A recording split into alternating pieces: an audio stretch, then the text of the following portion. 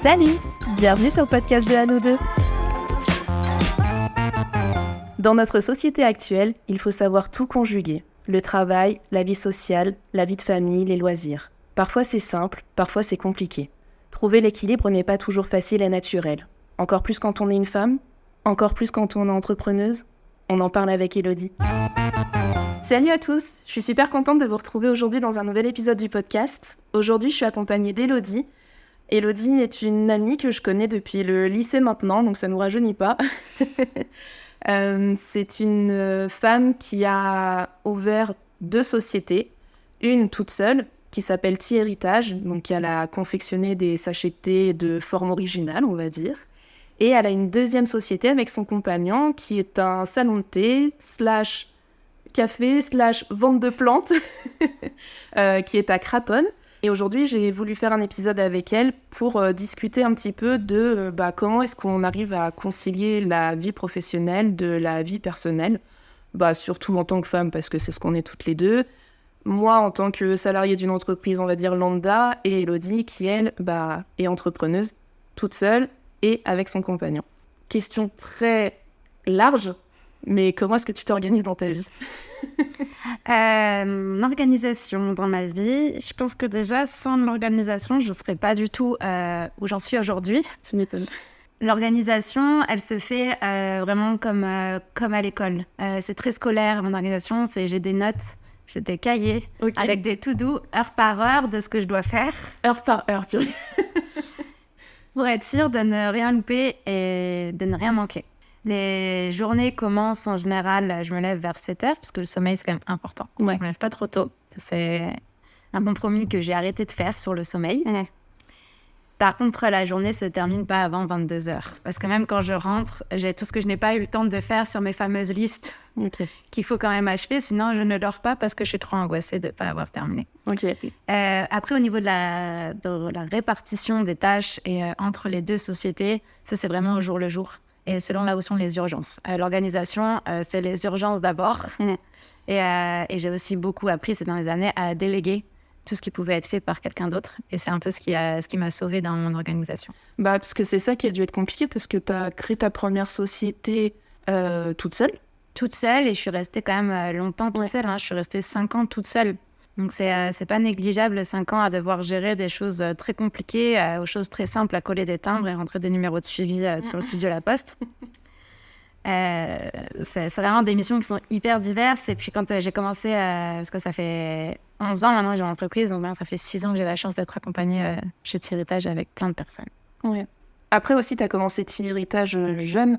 Oui. T'avais quoi, 21 ans. J'allais dire 22, j'étais pas loin. Ouais, 21 quand j'ai créé Thé-Héritage. Non, c'est peut-être aussi pour ça que t'avais peut-être encore ce truc vachement scolaire. Et en même temps, c'est pas du tout négatif quand je le dis, parce que je pense que c'est ce qu'il y a de mieux au final, d'avoir ce truc d'agenda, de to-do, de se dire qu'est-ce qu'il faut faire, quand, quoi, comment. C'est ça. Et puis aussi, quand j'ai commencé Thé-Héritage, j'étais encore à la fac. Donc, il y avait cette vraiment double casquette étudiante, entrepreneur. Je travaillais aussi avec un job alimentaire à côté la nuit. Ouais, donc t'avais déjà ton organisation avant que l'entreprise soit hyper méga lancée. C'est ça, et puis petit à petit que l'entreprise se soit lancée, j'ai lâché le job alimentaire, après j'ai fini les études, donc ça m'a permis aussi de m'organiser petit à petit, on va dire. Ok. Et dans ton organisation plus financière, je sais pas si tu es OK pour en parler, mais comment ça s'est passé du coup ? Et au départ de ta société toute seule, et quand tu as décidé de monter la deuxième. Ça, c'est un point hyper important, parce que la plupart des gens qui commencent à être entrepreneurs ou à leur compte se rendent pas du tout compte de l'effort financier et du sacrifice, on peut dire, financier que c'est au début. Là, quand j'ai commencé Thé-Héritage, je me suis pas payée les 3 premières années, rien du tout. Nada. Et au bout de la 3e à la 5e année, je me versais 500 € par mois. C'est pas large, hein. Non. Je louais mon appart en Airbnb dès que je pouvais partir, voilà. Et après ça, j'ai commencé à pouvoir me payer un peu plus que le SMIC. Et là, ça a été cool. Mais attention, c'est pas parce que tu payais pas toi que la société ne rentrait pas d'argent. Non, elle rentrait de l'argent, mais je payais les gens. Donc c'était les gens d'abord, et puis garder des sous pour réinvestir. Ouais, la trésorerie. La trésorerie pour sortir des nouvelles collections, parce que si on se renouvelle pas, les gens n'achètent pas. Et oui, c'est ça, vrai que c'est un effort financier qu'il faut être prêt à faire. Pour moi, c'est vrai que j'ai eu la chance, on en parlait tout à l'heure, de commencer l'entreprise à 21 ans. Donc à 21 ans, déjà, on n'a jamais été salarié avant, vraiment dans un vrai taf. Et on n'a pas les mêmes projets de vie, on n'a pas le même rythme de vie et les mêmes dépenses non plus. On a moins de responsabilités, on n'a pas d'enfants, on n'a pas de vie de famille. Donc forcément, c'est plus facile quand on est jeune, je pense, que plus tard. Là, quand on a monté la deuxième société, donc aujourd'hui, j'ai la chance de gagner bien ma vie. Et quand on a monté la deuxième société, c'est mon conjoint qui a dû faire cet effort. Mais lui, passer de tout à rien, c'était pas possible. Donc il a quand même divisé son salaire par 2. Mais nous, on a un crédit pour la maison, lui, il a une fille. Enfin, il y a quand même des coûts qu'on est obligé d'avoir. Mais pour quelqu'un de presque 40 ans, diviser son salaire par 2, c'est beaucoup plus difficile. Ah, ça fait un petit peu plus mal que quand t'as 20 ans et que t'as un SMIC, quoi. Ouais. Et encore. Mais mais c'est sûr que j'avais fait un épisode avec un ami qui s'appelle Carlos, qui est auto-entrepreneur et qui est tatoueur, où on parlait vachement de la différence entre être auto-entrepreneur et donc se gérer tout seul dans la vie de travail, etc.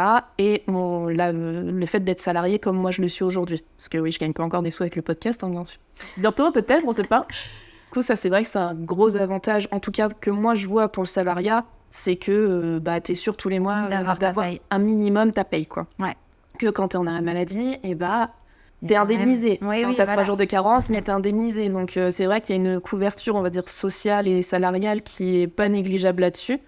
Mais bon, comme on le disait dans l'épisode avec Carlos, il y a des avantages et des inconvénients dans les deux. Mais je suis complètement d'accord avec toi sur le fait que d'avoir commencé tôt, c'est plus facile. Voilà, t'as vachement plus de facilité et puis moins de risques aussi. Moins de risques et puis la chance de se dire « Ah, ça va, j'essaie encore un peu.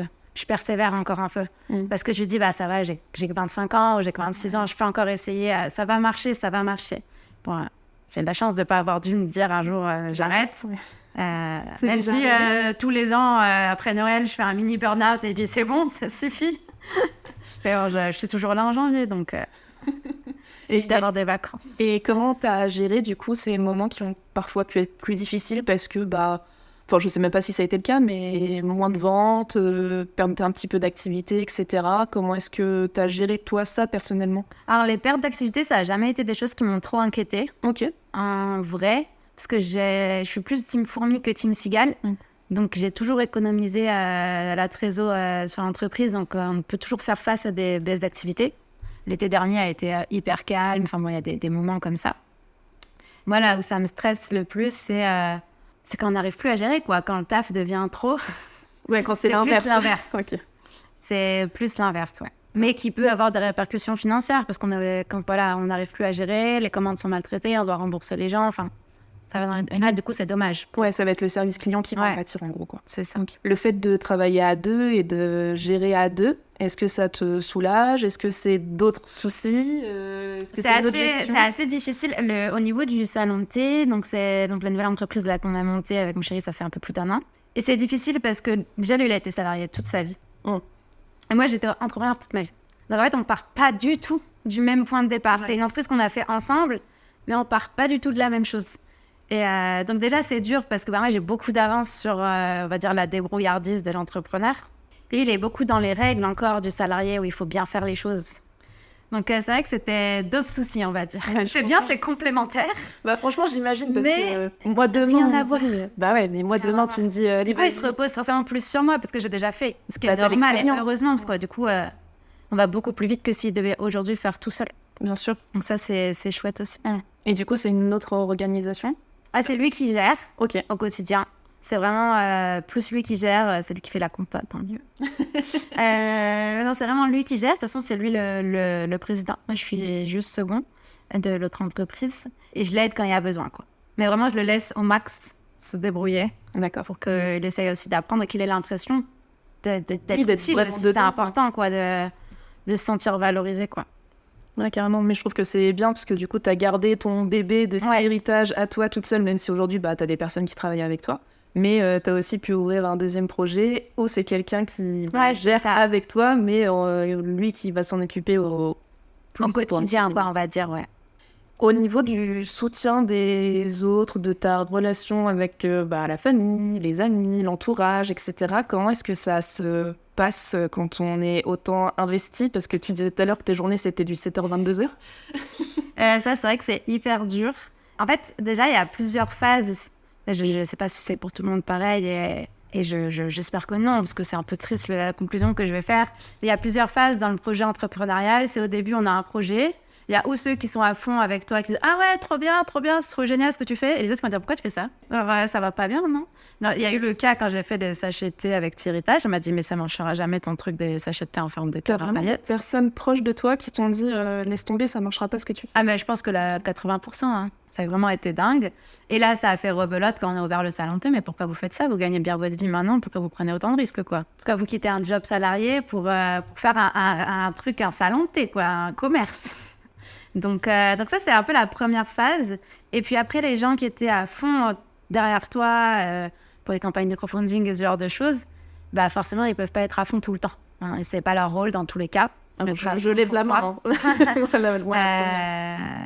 fait, ils ne se rendent pas compte, parce qu'on ne peut pas se rendre compte du travail que c'est, de l'énergie que c'est, et que ça occupe forcément l'esprit, le cerveau, et qu'on a des préoccupations que les gens salariés n'ont pas. Bah, bien sûr. Donc, du coup, nous, on a fait un choix stratégique, c'est se faire des copains à leur compte. Au moins, ils comprennent ce qu'on vit. Voilà. On fait un tri. On déprime ensemble, mais aussi on est content ensemble de nos victoires, donc c'est pas mal. C'est une bonne façon de voir les choses. Et après, c'est sûr qu'au niveau du temps, ça, c'est une vraie organisation. C'est un truc que j'ai appris avec le temps, à s'organiser, mais il faut... c'est un emploi du temps de ministre, quoi, s'organiser chaque week-end. Ce week-end, il faut qu'on voit machin. Là, ce soir, on voit truc. Sinon, on voit plus personne, en fait. Si on ne se force pas à se caler des choses avec nos amis et nos familles, on ne voit plus personne. Ouais, parce que c'est trop vite fait de se faire engrainer dans le circuit du boulot, quoi. Ouais, c'est sûr. Du coup, c'est anticipation. Ouais. Et on prévoit, OK, telle date, c'est pour telle personne. C'est ça. À ce moment-là, on voit cette personne-là. Tiens, elle, ça fait longtemps. Il n'y a pas longtemps. beaucoup de place à l'improvisation, au final, sur les relations avec nos proches. C'est pas, on peut pas dire, ils peuvent pas débarquer chez nous, de toute façon, on n'y sera pas. Okay. Et il y en a qui essayent de débarquer au salon de thé, mais en fait, on n'a pas le temps, on est trop occupés. Bah, t'es sur ton lieu de travail, quoi, donc... Bon, voilà. Effectivement, t'as pas le temps de dire bonjour et de papoter pendant 2 heures avec ta copine. Non, pas possible. Après, je pense qu'on a tous notre regard là-dessus, mais bon, alors moi je suis salariée, mais mes parents étaient commerçants et voilà, eux c'est pareil, c'était boulot, leur carrière et qui passait avant toute chose. Effectivement, ils avaient pas beaucoup d'amis et le peu qu'ils avaient, ils les voyaient pas souvent parce que parce qu'ils comprennent pas forcément. C'est ça en fait, les gens comprennent pas forcément que oui, c'est des sacrifices et que oui, t'as envie de les faire et que tu le fais aussi pour toi parce que t'as envie de réussir, parce que t'as envie d'avancer, parce que t'as envie d'être un modèle aussi pour tes enfants si t'en as. Enfin, c'est sûr. Ouais. Et puis, t'es la seule personne où t'es sûre qui va croire en ton projet. Donc, forcément, t'es moteur de toi-même, tu vois. Donc, et effectivement, je comprends que des gens ne le comprennent pas. Mais je pense que quand t'as ton projet à toi et que t'y crois, c'est normal, tu donnes tout pour... Tu donnes tout. Par contre, il faut aussi savoir tout lâcher quand t'es en repos. Ça, c'est... Enfin, en repos. En repos, il n'y a pas vraiment de repos, comme je disais tout à l'heure. Moi, c'est 6/7, parce que du lundi au vendredi, je suis à Thierry Tage, en gros. Le samedi, à Nou Café. Et le dimanche, on fait les commandes, quoi. On fait les commandes pour le resto et le salon de thé, ouais. Il n'y a que le lundi où tu... le lundi, je suis là. Non, ouais, donc le lundi, t'es à Thierry Tage. C'est ça. Ouais, donc en fait, tu coupes une demi-journée à peine. Ouais, à peine. C'est pour ça que les vacances, c'est vraiment important de savoir complètement couper. Et maintenant, t'arrives vraiment à reprendre et à couper... À en prendre un peu moins, là, depuis 1 an qu'on a ouvert, forcément. Oui. Bon, là, on va partir... Si, on est quand même parti un peu. Non, c'est très bien. Et à chaque fois qu'on est parti, on a vraiment coupé. Donc, c'est cool. Parce qu'il y a aussi tout l'aspect réseaux sociaux, etc. Je ne sais pas si c'est vous qui vous en occupez en direct ou... Pour le salon de thé, c'est moi, qui gère. Pour Thierry Tage, c'est plus moi, le délégué. Parce que ça aussi, c'est un travail. Au final, c'est quotidien, c'est une charge mentale aussi. C'est tout le temps. Et puis, un truc qui m'a beaucoup aidée, qui a failli faire que j'avais envie d'arrêter l'an dernier, celle d'avant, à Noël, gérer les réseaux et le SAV. Mais que ce soit moi qui le fasse. Ça va être, on y met tellement d'énergie que quand on se prend des mauvais commentaires qui ne sont pas justifiés, ou des gens qui sont très très insistants par mail, téléphone, Instagram et qui font des doublons un peu partout, et quand on en a juste 10 comme ça par jour, on a envie vraiment de partir en fait.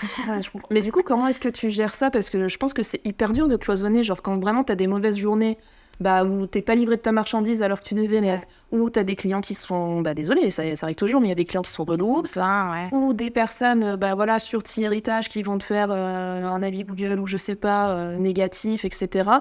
Est-ce que tu arrives à cloisonner un peu plus maintenant en vieillissant Non, c'est toujours hyper dur parce que on le prend forcément toujours personnellement parce qu'on ne pense pas qu'on fasse mal les choses. On bâcle pas notre travail. Mais du coup, ma seule solution vraiment que j'ai eue par rapport à ça, c'est de déléguer le SAV à une autre personne. Et du coup, c'est elle qui répond. Et elle le prend pas personnellement, c'est pas son entreprise. Bien sûr. Donc, c'est beaucoup plus facile. Okay. Pareil, quand on a une mauvaise note sur Google, on appelle le client, mais c'est pas moi qui le fais. Okay. C'est vrai qu'après, j'aurais trop vite tendance, je pense, à ou à m'énerver ou à être triste. Du coup, ça ne vaut pas la peine. Attends, ça se comprend. Enfin, comme tu dis, tu y mets toute ta vie, quoi. Donc... Après, les gens n'ont pas conscience de ça, ce qui est normal aussi. C'est normal. Franchement, ça, c'est bon. Malheureusement, c'est normal. C'est l'espèce humaine aussi qui va pas, qui va manquer d'empathie en se disant il y a quelqu'un derrière, c'est une petite entreprise, etc. C'est pas Amazon. Voilà, c'est pas Amazon, c'est pas Carrefour, c'est pas Intermarché, c'est pas tout ça. Et je pense que les gens oublient aussi, parce que maintenant, on est habitué à avoir tout vite, avoir un SAV tout de suite derrière, être remboursé alors qu'en fait, on a le produit. Enfin bon, voilà, c'est vrai que Amazon, c'est discount et tout, ça, c'est bien, mais ça donne aussi des mauvaises habitudes, quoi. Donc, c'est vrai. C'est sûr. Donc on se rend plus compte que derrière, quand il y a des petites sociétés, Donc oui, c'est vrai que déléguer le SAV était une très bonne chose et surtout ça a apporté ses fruits. Parce que comme c'est les personnes ou c'est les autres filles qui préparent les commandes qui gèrent le SAV, il y a moins de problèmes de commandes. Okay. Parce qu'on a moins envie d'avoir des SAV du coup quand c'est nous qui le gérons forcément. Ça va bien avec. Tout à l'heure, on parlait un petit peu justement de sacrifices en termes de temps pour les amis, l'entourage, etc. Pour toi, tu le vis bien? Est-ce qu'il y a des moments où c'est plus compliqué? Quel genre de sacrifice c'est? Alors, on parlait beaucoup de l'entourage, mais je pense qu'il y a aussi des sacrifices plus émotionnels, financiers aussi. Ouais. Des types de compromis que tu peux faire, que tu peux avoir. Comment est-ce que ça se passe, tout ça? Comment est-ce que toi, tu le gères? Parce que, encore une fois, moi, je suis dans le salariat. Je bosse que 35 heures par semaine, du lundi au vendredi, et je suis déjà en mode « Ah, mais j'ai le temps de rien faire, mais regarde, je veux faire mon podcast et j'ai pas le temps de m'investir comme je veux. Ah, mais j'aimerais bien faire ci, j'aimerais bien voyager, j'ai pas le temps. » Enfin, tu vois, parfois je me plains, et puis je pense à des personnes qui doivent bosser 90 heures par semaine. Je sais même pas si tu comptes, je sais même pas si c'est comptable. Non, je compte pas. Parlons sacrifice compromis. Au niveau des compromis, en fait, quand j'avais Tsirita, je ne le voyais pas comme des compromis. Pas tant, à part sur le plan financier, si ça a toujours été, mais je m'y faisais, je m'y adaptais. Mais parce que je l'avais choisi. En fait, quand on l'a tellement choisi, on l'a tellement voulu et qu'un jour ça marche, parce qu'au début, personne ne croit en ce que tu fais, en ton produit. Au final, c'est pas vraiment des compromis. Tu dis, je le fais, mais parce qu'aujourd'hui, ça marche. Donc, je ne l'ai pas fait tout ça pour rien. Donc, j'ai jamais mal vécu, j'ai jamais été trop frustrée. À part, je disais sur le côté financier, c'était un peu chiant, un peu chaud. T'as eu du soutien d'ailleurs là-dessus quand on parle un peu du soutien financier? Ouais. De ma famille? Famille ou amis ou je que sais-je. J'ai fait mon crowdfunding au départ de tiritage, mais ensuite, non, je me suis débrouillée. Et j'ai commencé à m'augmenter pour le financier quand j'ai décidé d'avoir un projet d'acheter un appartement. Et c'est là que je me suis dit, en fait, avec des fiches de paye à 500 balles, ça marche pas. Du coup, c'est bien parce que c'est des projets qui permettent d'enlever des compromis qu'au final, il n'y a pas forcément besoin de faire, plus en tout cas besoin de faire à ce moment-là. Le financier, le perso, ça c'est sûr. Ouais, le perso, les amis, les sorties, le sport, là, ça fait 1 an que j'ai plus le temps, quoi. J'ai hâte de reprendre. Et après, par exemple, avec une deuxième entreprise, en étant à 2, forcément, il y a travailler en couple. On n'en a pas encore parlé, je pense qu'on en parlera peut-être après. Je pense que ça va venir un peu là-dedans aussi, parce que y a beaucoup de compromis dans le couple du fait d'avoir ta boîte à toi, mais aussi dans le couple dans le fait de travailler ensemble. De travailler ensemble. Et puis, il y a aussi tout ce qui est les imprévus. Et moi, les imprévus, les choses à tiritage, maintenant, on est 6. Donc, s'il y a une personne qui est absente, c'est pas grave. On peut remplacer, il n'y a pas de poste irremplaçable. Ouais. Tout le monde sait un peu. Tout le monde sait un peu tout faire, tout le monde peut s'adapter. Donc ça, c'est vraiment très, très chouette d'avoir une belle cohésion d'équipe. Et à nos cafés, il nous arrivait un truc, alors ça fait 1 an qu'on a ouvert, c'est du jour au lendemain, la chef, elle est partie, sans nous prévenir. Enfin, elle nous a prévenu, elle est partie, arrêt maladie. Ouais, donc pas de préavis. Pas de préavis le matin même, arrêt maladie. Et ce jour-là, la salle, elle était complète réservée. Yes. Donc, je me suis retrouvée en cuisine du jour au lendemain, enfin du matin au midi, quoi, à devoir préparer à manger pour 20 personnes. Et ça a été un compromis, on va dire, très moral et psychologique, parce que j'avais pas envie de le faire. Et sauf que si je le fais pas, il n'y a pas de soutien. Donc j'ai passé quand même 5 mois en cuisine. Tous les jours Tous les jours, du mardi au samedi, à faire un métier qui n'est pas le mien. et que j'avais pas forcément envie de faire. Ça a été psychologiquement hyper dur, moralement hyper dur. En plus, travailler en couple, alors que t'es en train de faire un truc que t'as pas envie. C'est tendu, quoi. Ouais, ça a été hyper dur. Je suis bien contente que la situation va se résoudre fin de semaine prochaine. On a trouvé une chef. Enfin. Ah, super. Okay. Donc ça, c'est très cool. Ça, c'est vraiment quand on doit faire des compromis, parce qu'en fait, si sans ça, financièrement, ça tient pas, mais que c'est pas du tout ce qu'on avait décidé à la base, c'est très, très dur psychologiquement. Surtout que du coup, je pouvais plus être à Thierrytage. J'étais bloquée là-bas. Pas pouvoir se dédoubler, quoi. Ouais. Et puis, du coup, être dans un truc où t'as pas envie... Et avoir ton conjoint à côté qui comprend pas le sacrifice que c'est de faire un truc que t'as pas envie de faire. Ouais. Et en plus, c'est quotidien. Ouais. Yes. Mais on en ressort plus fort parce qu'on s'est dit on est encore ensemble alors qu'on fait H24. Alors, ça, par contre, je pense que les couples qui travaillent ensemble... Pendant 6 mois, mais H24, quoi. Donc, je me dis, pas mal. C'est clair. Belle performance. Voilà. Ouais, c'est clair. Mes parents ont bossé ensemble toute leur vie. Non, mais c'est incroyable, hein, parce qu'il faut que tu arrives à... Ah ouais. Faut lâcher prise. Le contrôle, quoi. Tu te sais passer par là. C'est ça. Et puis, ma mère me disait beaucoup, on essayait de, quand on rentrait à la maison, de pas en parler, mais bon, c'est plus fort que toi. Enfin, c'est ta life. Ouais. Puis mes parents, c'est pareil, ils avaient leur boîte, donc ils bossaient tous les jours. Même parfois, mon père, il y allait le soir. Enfin, c'est pas possible, en fait, c'était leur vie. Ouais. Donc, forcément, ils parlaient du travail à la maison. Mais ça, c'est un truc que j'ai essayé 1000 fois de dire, on peut parler d'autre chose. On commence, mais au bout de 10 minutes, t'en reparles. Bah oui, t'y reviens. Parce que tu dis, ah oui, mais au fait, la commande de... Eh oui, c'est ça, exactement. On en parle. Et c'est vrai que souvent, la fille d'Alex dit, mais vous parlez tout le temps du travail. Bah, parle-nous d'autre chose. Et là, quand c'est elle qui amène des sujets, du coup, on fait l'effort de cool. Parler. Bon, après, en même temps, c'est bien parce que vous étiez ensemble avant d'avoir ce projet. Ouais. Vous l'avez monté ensemble, enfin, c'est vraiment un truc qui nous ressemble aussi tous les deux, donc c'est chouette. C'est ça. Et puis, ce qui est bien quand on est deux, c'est qu'il y en a toujours un, en tout cas pour le moment, j'espère, parce que si un jour ça arrive plus, je sais pas comment on fait, mais pour tirer l'autre vers le haut. Et ça, c'est quand même une belle dynamique qui est assez sympa par rapport à quand on est tout seul. Ouais. Quand on est tout seul, quand on est au fond, quoi. Il faut se mettre des coups de pied aux fesses tout seul, c'est un peu plus difficile. Oui, c'est un peu compliqué. Ouais. Et en termes de compromis ou sacrifice, peut-être, on a parlé déjà un petit peu du temps avec l'entourage, les amis et tout. Au niveau de la famille, comment est-ce que ça se passe ? Est-ce que vous arrivez à quand même fêter Noël, par exemple, en famille ? Parce que Noël, c'est une grosse période. Ouais. La fête des mères, en fait, chaque fête, ça va être des grosses périodes, surtout pour Thierrytage. Oui. Donc comment est-ce que ça se passe justement pour réussir à avoir une vie de famille ? Après peut-être que vous en avez pas trop et c'est complètement ok aussi. Hein, mais... Si Noël on le fait toujours, on le fait plus chez nous du coup parce que clairement on peut plus cuisiner et qu'on est en vacances le 24 donc parce que les gens viennent acheter encore des trucs jusqu'au 24 16h, il y a toujours les retardataires qui n'ont pas leur cadeau. Donc non, là, cette année, on a dit on peut plus le faire, on peut plus accueillir. Mais en fait, toujours Noël en famille, c'est important. Et après, au niveau des autres fêtes, c'est juste de l'organisation. Et, puis ça va, la famille fait quand même l'effort de se caler sur nos jours off, de faire les choses le dimanche et pas le samedi. Donc ça, c'est quand même assez cool, parce qu'ils pourraient dire, vous travaillez. Ouais, c'est votre problème. C'est votre problème.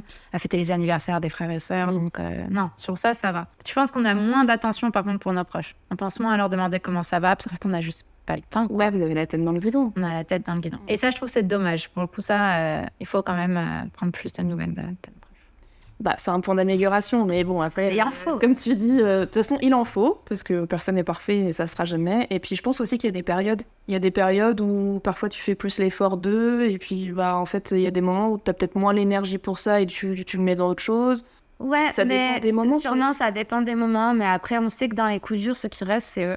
Donc, pas à négliger, pas à les négliger. T'en parlais un petit peu tout à l'heure, mais moralement et psychologiquement, donc tu disais, Thierrytage, quand t'as eu des gros moments de down toute seule, t'es toute seule.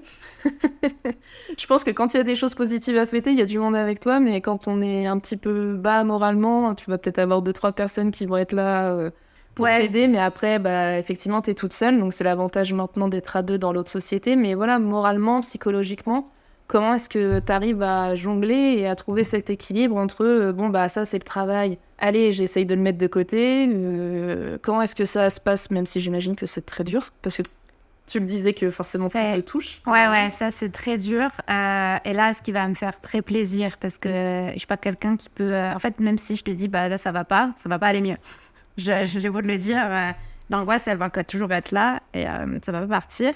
Par contre, avant, je faisais beaucoup de yoga. Ça, c'était génial, parce que c'était vraiment des vraies bulles où je pouvais... on ne sait pas, mais voilà, il y a plein de choses qui sortent et qui sont extériorisées pendant les cours et que je vais pouvoir reprendre en septembre, vu que voilà, les équipes sont stables, il y a des salariés, le temps va un peu me revenir. Et ça va être top. Ça va être génial. Moralement, c'est avoir une activité, une bulle où on peut être juste à soi pour soi. C'est hyper important, surtout quand on a plein de responsabilités et qu'on n'est pas quelqu'un qui extériorise facilement les choses. Donc, pas s'oublier, en fait, dans l'histoire. Ouais. Et toi, ça va être extériorisé, plus avec du sport ou des trucs de bien-être dans le style yoga? Ouais. Ok. Ouais. Ça, c'est un truc qui m'aide beaucoup. J'en ai fait les frais, faut apprendre à lever le pied. Parce que tu disais que t'extériorisais pas beaucoup, etc. Là, justement, dans cette période qui était compliquée, donc sans la chef, où t'as bossé tous les jours au café, etc., comment est-ce que t'as réussi à trouver une soupape qui a fait que t'as pas pété un câble? Ah non, j'ai pleuré, je pense, tous les jours. Je pense vraiment qu'il y a tous les jours un petit moment, je suis allée dans le couloir verser une petite larme. Ça va aller, ça va aller, ça va aller. La méthode Coué, on se répète, ça va aller. Et puis c'est bon, la journée, elle est passée comme celle d'avant. C'est pas grave, à pleurer, c'est ok. Ah ouais, il faut. Vaut mieux ça que péter un plomb, je pense. Donc, voilà. Vaut mieux ça. Même si des fois, les gens disent « Mais comment tu fais ?» Mais je suis pas invincible, je pleure aussi, comme tout le monde. Ouais, mais t'y vas. En fait, c'est plus ça de comment tu fais, je pense. C'est ok, tu pleures, t'en peux plus, mais t'y vas, tu vois. Il n'y a pas le choix. Bah oui, t'as pas le choix, mais parce que tu te le mets aussi dans la tête. Oui, parce que j'ai été élevée comme ça aussi. T'as ce caractère-là de te dire, non, on y va, c'est comme ça. C'est comme ça, quoi. Go, quoi. De toute façon, on va faire quoi? On va pas se mettre en boule et attendre que ça passe. Ça, c'est sûr. Est-ce que t'as encore des projets perso? Alors ça, pour le coup, c'est vrai que c'était très dur, les projets perso. En fait, on dit un truc, mais on le fait jamais. Tu sais, c'est devenu comme ça. Du coup, j'ai dit, allez, on arrête, on prend les choses en main. Bon, on voulait acheter une maison, mais là, clairement, c'est pas possible. Donc, on va partir en voyage. Et on a dit, mais comment on va faire avec 2 entreprises de partir en long voyage? On verra. Donc là, on sait pas comment on va faire, mais on sait qu'on part. Long voyage, ça veut dire 3 semaines à l'autre bout du monde. Donc, voilà. Et ben moi, c'est un projet, quoi. De toute façon, là, c'est dit. Là, c'est dit. Non, c'est dit, les billets sont achetés, donc... Vous partez où? Au Vietnam. Trop bien. Le 26 décembre, le lendemain de Noël. Donc, on fait Noël en famille et c'est salut. Bon, c'est cool. Mais bon, là, vous avez réussi à le mettre en place. Les billets sont pris, donc il n'y a pas le choix, c'est fait. C'est acté. Mais jusqu'à maintenant, ça fait 11 ans, 12 ans que tu as ta boîte. Ouais. Pour les projets perso? Ouais. Non, pour Thiritage, les projets perso, ça va. Enfin, ça allait. Ça allait parce que c'est quand même une entreprise de vente en ligne où il n'y a pas des horaires où on a l'obligation d'être ouvert au public. Oui. C'est pas comme un commerce physique, tout simplement. Et surtout, si je suis pas là, l'entreprise continue de tourner. Et tu peux bosser à distance. Ça se fait, quoi, sur une période de 3 semaines. Je l'avais déjà fait quand j'étais partie il y a 2 ans. Mais avec un commerce physique où on doit laisser une équipe en place, qui n'est pas nous, où les clients sont habitués à voir la tête du patron tous les jours, c'est différent. Mais ça fera, on va s'organiser. De toute façon, les gens aussi, ce qui viennent, c'est pour le lieu, la convivialité, etc. C'est ça. Donc, à mon avis, ça va aller. Et ouais, voilà, projet perso, de toute façon, c'est la vie, profiter des amis et de la famille, quoi. Des sorties, des petites vacances, des petits week-ends. Aller souffler un petit peu. C'est ça, la rando. Et pas de grands autres projets de vie pour le moment. C'est déjà bien assez... Après, de toute façon, je pense que c'est clair pour vous que votre projet pro passe avant beaucoup de choses et c'est OK parce que c'est ce que vous avez choisi. C'est ça, c'est les seuls un jour projets de vie qu'il y aurait potentiellement. Ça peut être acheter une maison, un de ces 4, ou à plus long terme, partir vivre à l'étranger. Mais ça veut dire qu'on est rendu à au moins une des 2 entreprises. Okay. Donc c'est pas pour tout de suite. Est-ce que tu avais d'autres choses que tu aimerais ajouter sur ce sujet? Par rapport à trouver l'équilibre entre projet perso et vie professionnelle, quand on est entrepreneur, je pense qu'on peut vraiment pas se dire de 9h à 17h, je suis entrepreneur, et de 18h à 22h, je suis une famille avec des amis et tout ça. Et c'est hyper triste si on essaye de vivre comme ça. C'est déjà, on va être malheureux parce qu'on aura envie de parler de notre truc et on va s'en empêcher. Et il faut vraiment réussir à se dire que ça fait partie de nous. Tout ce qu'on fait la journée, en fait, on donne tellement que ça fait partie de nous. Et il faut savoir apporter un petit peu de ça le soir, mais aussi apporter, par exemple, on part en vacances, on se dit ok, on part en vacances, je coupe mon mail, je prends pas mon ordi, comme ça vraiment on est en famille en vacances. Par contre je vais me dire mais est-ce que quand même on peut aller passer, il y a un point de vente là-bas qui vend mes produits. Ouais. Et comme ça j'intègre aussi ma famille à leur montrer ce que je fais dans la vraie vie. Ouais, je comprends. Enfin, de ce que je comprends, c'est que pour toi l'équilibre c'est pas forcément de faire un 50-50. Ouais. C'est plus d'apporter du pro dans le perso et du perso dans le pro. Ouais, c'est ça. D'apporter des touches puisque ça permet de faire du lien. Déjà, et d'intégrer que la famille, du coup, elle comprend ce que tu fais, elle peut comprendre les sacrifices, les compromis, à moins les voir, à moins les appeler, parce que du coup, t'expliques. Ouais, je comprends. Et c'est vrai que ça, c'est aussi la grosse différence avec la vie salariale, c'est que moi, j'aime bien mon travail, mais j'en suis pas passionnée. Et je pense que c'est là aussi toute la différence, c'est que t'es passionnée par ce que tu fais, t'adores, t'as toujours aimé le thé, t'es hyper créative, enfin, t'as fait un mélange génial de beaucoup de choses que t'aimes au final.